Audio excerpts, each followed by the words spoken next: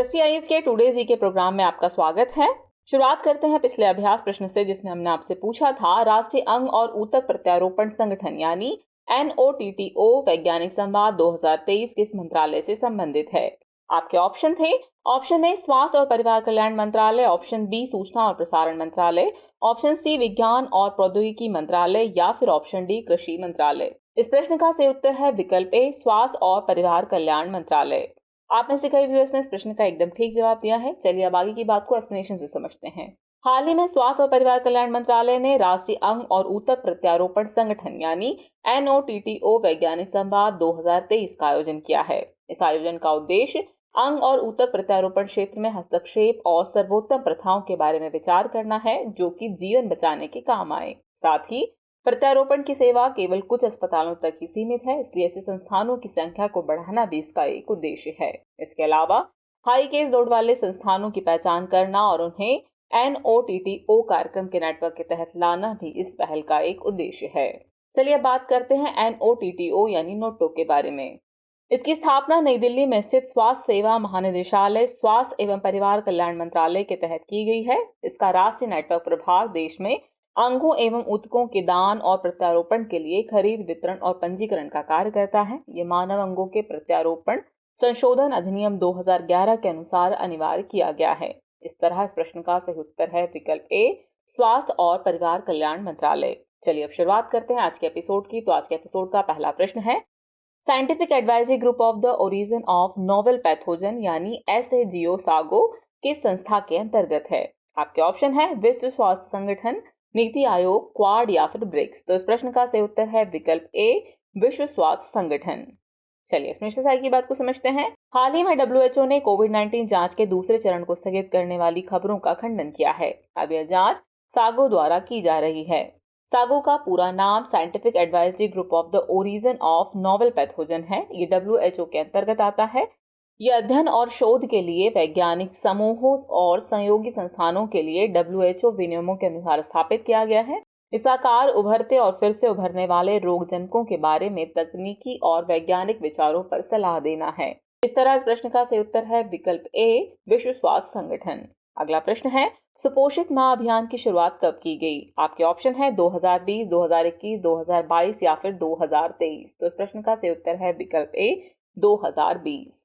प्रधानमंत्री ने लोकसभा अध्यक्ष ओम बिरला की पहल सुपोषित माह अभियान की सराहना की है। हाल ही में कोटा राजस्थान से इस अभियान के दूसरे चरण की शुरुआत की गई है। इस पहल का प्रथम चरण मार्च 2020 में कोटा से ही प्रारंभ किया गया था। इस पहल का उद्देश्य गर्भवती महिलाओं, माताओं और बच्चों का पर्याप्त पोषण और उनका संपूर्ण विकास सुनिश्चित करना है। इसका लक्ष्य 3000 गर्भवती महिलाओं को सुपोषित करना है, जिससे कोटा में 2000 व बूंदी में 1000 महिलाओं को अभियान का फायदा मिलेगा। साथ ही गर्भवती महिलाओं को 9 महीने तक पोषण किट उपलब्ध कराई जाएगी और इस पहल के तहत लाभार्थी महिलाओं के लिए हंस फाउंडेशन द्वारा पोषण किट तैयार की गई है तथा मॉनिटरिंग के लिए महिलाओं को स्वास्थ्य कार्ड भी उपलब्ध कराया गया है। इस तरह इस प्रश्न का सही उत्तर है विकल्प ए वर्ष 2020। अगला प्रश्न है, PM प्रणाम योजना का उद्देश्य क्या है। आपके ऑप्शन है ग्रामीण क्षेत्रों में वनीकरण अभियान, उत्तर और दक्षिण भारत के बीच सांस्कृतिक संबंधों को बढ़ावा देना, अंतरिक्ष अन्वेषण या फिर रासायनिक उर्वरकों के उपयोग में कमी। तो इस प्रश्न का सही उत्तर है विकल्प डी रासायनिक उर्वरकों के उपयोग में कमी। चलिए एक्सप्लेनेशन देखते हैं। केंद्रीय कृषि मंत्री ने हाल ही में जैद अभियान 2023 के लिए कृषि पर राष्ट्रीय सम्मेलन की अध्यक्षता की। इस दौरान उन्होंने PM प्रणाम योजना की चर्चा की। गौरतलब है कि सरकार ने बजट 2023-24 में PM प्रणाम योजना का प्रस्ताव किया। इसका उद्देश्य वैकल्पिक उर्वरकों और रासायनिक उर्वरकों के संतुलित उपयोग को बढ़ावा देना है। इसके लिए राज्यों और केंद्र शासित प्रदेशों को प्रोत्साहित किया जाएगा, जिससे रासायनिक उर्वरकों के उपयोग में कमी आएगी। इस तरह इस प्रश्न का सही उत्तर है विकल्प डी रासायनिक उर्वरकों के उपयोग में कमी। अगला प्रश्न है, निम्न में से सुमेधा क्या है। आपके ऑप्शन है नौसेना अपतटीय गश्ती पोत, स्टिल्थ कॉर्वेट, टैंक रोधी मिसाइल या फिर असॉल्ट राइफल। तो इस प्रश्न का सही उत्तर है विकल्प ए नौसेना अपतटीय गश्ती पोत। INS सुमेधा IDX और नॉर्वडेक्स 23 प्रदर्शनियों में भाग लेने के लिए अबू धाबी संयुक्त अरब अमीरात पहुंचा है।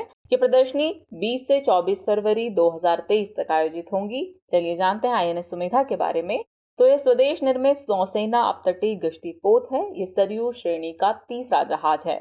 इसे 7 मार्च 2014 को भारतीय नौसेना में शामिल किया गया था। इसे गोवा शिपयार्ड लिमिटेड में स्वदेशी रूप से बनाया गया था। यह हथियारों और सेंसर से युक्त है, एक हेलीकॉप्टर ले जा सकता है और लंबे समय तक परिचालन कर सकता है।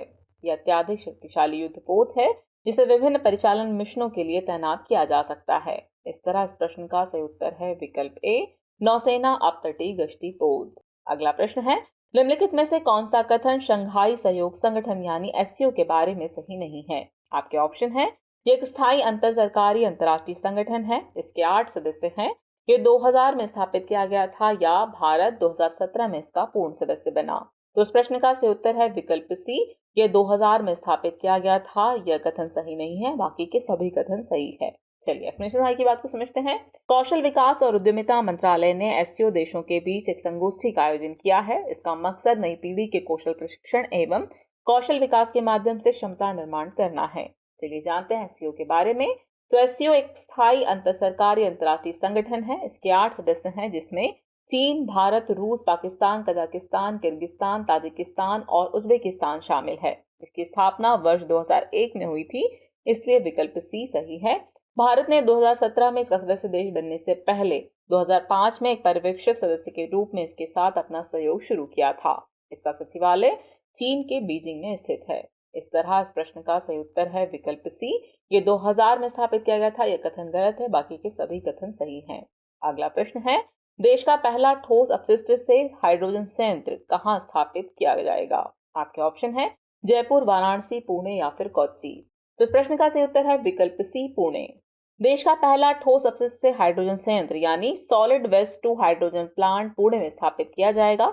इसकी लागत लगभग 430 करोड़ से अधिक है, इसलिए विकल्प सी सही है।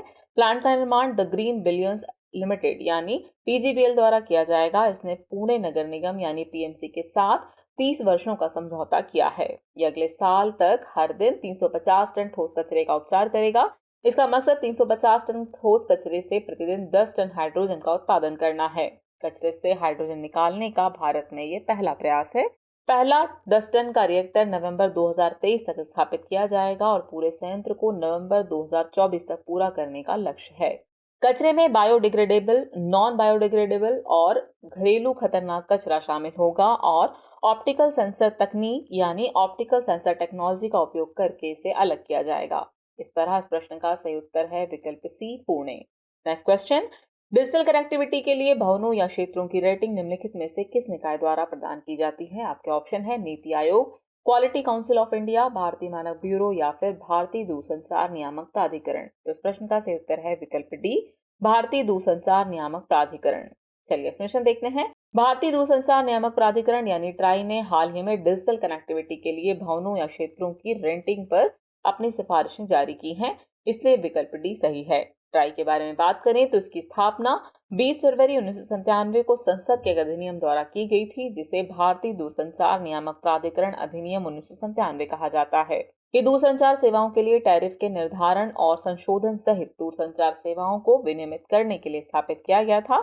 इसका उद्देश्य एक स्वच्छ और पारदर्शी वातावरण प्रदान करना है, जिससे कंपनियों के मध्य निष्पक्ष और स्वस्थ प्रतिस्पर्धा हो सके। इस तरह इस प्रश्न का सही उत्तर है विकल्प डी, भारतीय दूरसंचार नियामक प्राधिकरण। अगला प्रश्न है, डिजिटल लेन देन संदर्भ में पे नाउ समाचारों में था, यह निम्नलिखित में से किस देश से संबंधित है? आपके ऑप्शन है जापान, चीन, दक्षिण कोरिया या फिर सिंगापुर। तो इस प्रश्न का सही उत्तर है विकल्प डी, सिंगापुर। भारत के यूपीआई और सिंगापुर के पे नाउ को हाल ही में एकीकृत किया गया है। पे नाउ सिंगापुर का पेमेंट सिस्टम है। ये peer to peer fund transfer सेवा को सक्षम बनाता है, जो बैंकों और गैर बैंक वित्तीय संस्थानों के माध्यम से खुदरा ग्राहकों के लिए उपलब्ध है। ये उपयोगकर्ताओं को सिंगापुर में एक बैंक या ई वॉलेट खाते से दूसरे बैंक में तत्काल धन भेजने और प्राप्त करने की सुविधा देता है। बात करें यूपीआई यानी यूनिफाइड पेमेंट इंटरफेस की, तो ये भारत की मोबाइल आधारित भुगतान प्रणाली है। ये ग्राहकों द्वारा बनाए गए वर्चुअल पेमेंट एड्रेस यानी वीपीए का उपयोग करके 24 घंटे तुरंत भुगतान करने की सुविधा देता है। ये प्रेषक द्वारा बैंक खाता विवरण साझा करने के जोखिम को समाप्त करता है। साथ ही यूपीआई व्यक्ति से व्यक्ति यानी P2P और व्यक्ति से व्यापारी यानी P2M भुगतान की सुविधा देता है। साथ ही ये उपयोगकर्ता को धन भेजने या प्राप्त करने में भी सक्षम बनाता है।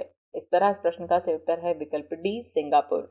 अगला प्रश्न है, भारतीय त्योहारों के संदर्भ में लोसर भारत के किस राज्य से संबंधित है? आपके ऑप्शन है ओडिशा, सिक्किम, गोवा या फिर राजस्थान। तो इस प्रश्न का सही उत्तर है विकल्प बी, सिक्किम।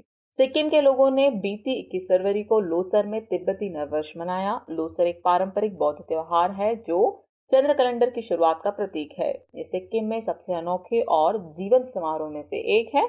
ये वार्षिक उत्सव एक सप्ताह तक चलता है और इस दौरान सड़कों पर रंग बिरंगे परिधानों में संगीत और नृत्य की प्रस्तुति होती है।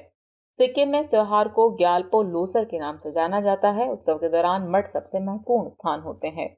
मुख्य उत्सव रूमटेक मठ और फोडोंग मठ में होता है। चाम नृत्य यानी मुखोटा लामा नृत्य और अन्य लोक नृत्य और संगीत इस त्योहार से संबंधित हैं। इस तरह इस प्रश्न का सही उत्तर है विकल्प बी, सिक्किम।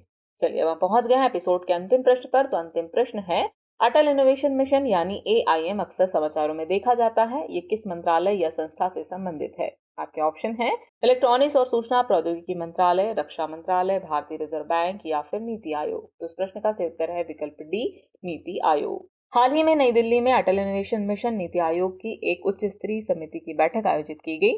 बैठक में अटल इनोवेशन मिशन की प्रगति और भविष्य की योजनाओं पर जोर दिया गया। अटल इनोवेशन मिशन की बात करते हैं। ये नवाचार और उद्यमशीलता बढ़ाने हेतु नीति आयोग की प्रमुख पहल है, इसलिए विकल्प डी सही है। यह मिशन देश में नवाचार पारिस्थितिकी तंत्र को मजबूत करने और छात्रों और युवाओं के बीच उद्यमिता को बढ़ावा देने के लिए कार्य कर रहा है। इस मिशन के उद्देश्य की बात करें तो इसके उद्देश्य हैं, पहला, अर्थव्यवस्था के विभिन्न क्षेत्रों में नवाचार को बढ़ावा देने हेतु नए कार्यक्रमों और नीतियों को विकसित करना। दूसरा, विभिन्न हितधारकों के लिए मंच एवं सहयोग के अवसर प्रदान करना। तीसरा, लोगों के मध्य जागरूकता बढ़ाना। और चौथा, देश के नवाचार पारिस्थितिकी तंत्र की निगरानी हेतु एक छत्र या अम्ब्रेला संरचना यानी अम्ब्रेला स्ट्रक्चर विकसित करना। इस तरह इस प्रश्न का सही उत्तर है विकल्प डी, नीति आयोग। चलिए अब नोट कर लीजिए आज के एपिसोड का अभ्यास प्रश्न। पशुपतिनाथ मंदिर हाल ही में खबरों में था। यह निम्नलिखित में से किस देश में स्थित है? आपके ऑप्शन है Nepal, option B Bharat, option C चीन या फिर ऑप्शन डी कंबोडिया। तो व्यूअर्स, इस प्रश्न का जवाब कमेंट बॉक्स में देना न भूलें। जल्द ही मिलते हैं नए एपिसोड में नए नए सवालों, उनके नए नए जवाबों और जानकारियों के साथ। तब तक के लिए शुक्रिया।